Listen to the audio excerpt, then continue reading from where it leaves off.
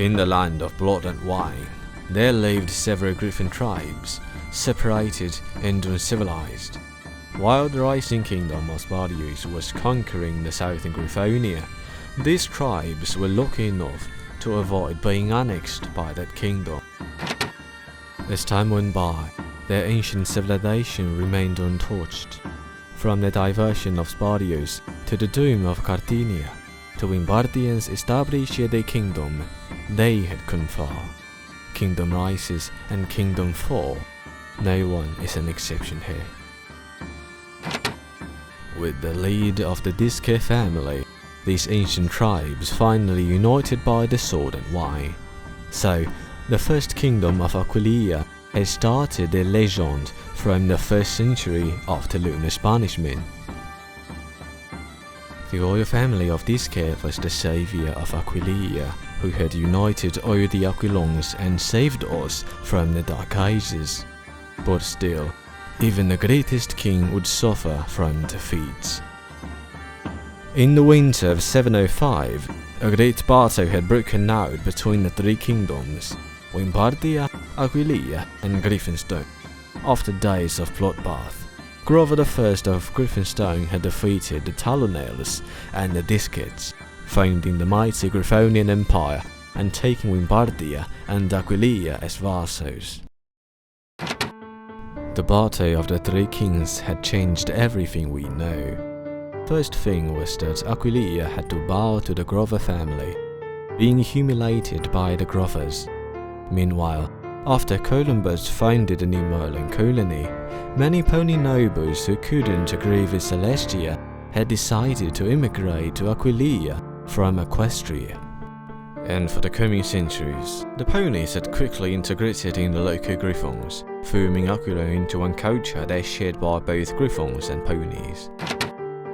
After the death of Grover I, the warmonger Grover II had taken over the empire.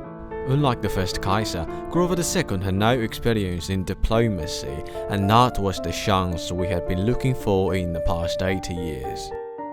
The Discetes had led a rebellion against the empire the day after first Kaiser's death. The rebellion went well at the beginning, but we had certainly underestimated Grover II. Though he was an idiot who couldn't speak anything like a Kaiser, he was indeed an expert in slaughtering. The Krieg army marched towards Aquileia, plundering and burning every land they could reach. Our capital was turned into ashes, and the leader was beaten to death by the warmonger. The rebellion failed, and Aquileia was about to meet an end. To save Aquileia, the Discetes had made a tough decision, sacrificing the lovely princess Giselda Disce to marry Grover II.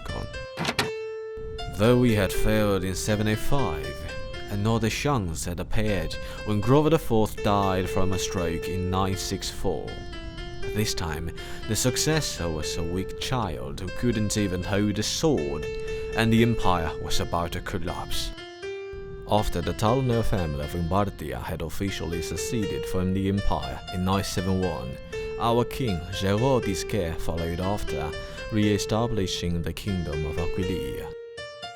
Furthermore, King Gerard had given much of the lands to canonize his relatives or friends, setting vassals like Rila, Westkeep, Vinovia, Meriden, and Pedia to help the Disce rule Aquileia. However, our lands were not as rich as before. The production was keeping declining.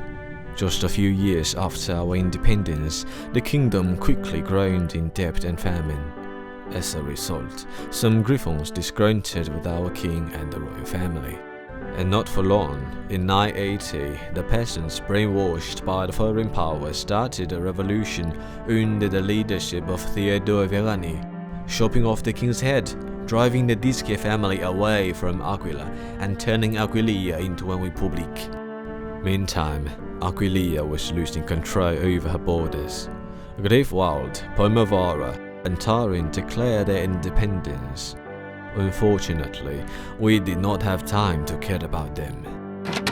After experiencing 5 years under Theodore Verani, the royalists couldn't bear the tyranny of the Republic anymore.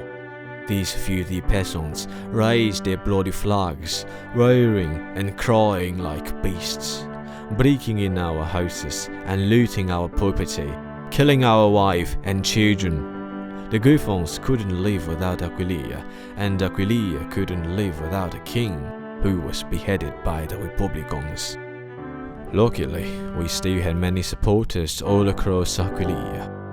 Maréchal Albert Berthelot and his loyal soldiers had defeated the Republicans, bringing the Disquaire back to the throne of the kingdom in 985.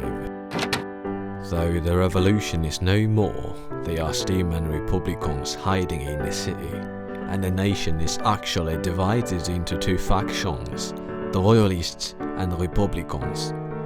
Though King Maurice Disquaire is a terrible ruler, his daughter has talents for being our new queen, and the royal family of Disquaire is the only one who can lead us to a better future. Vive le roi, vive la princesse Vivienne. Rally the knights of bodies, form your battalions, and we shall use the blood of Republicans to irrigate our lands.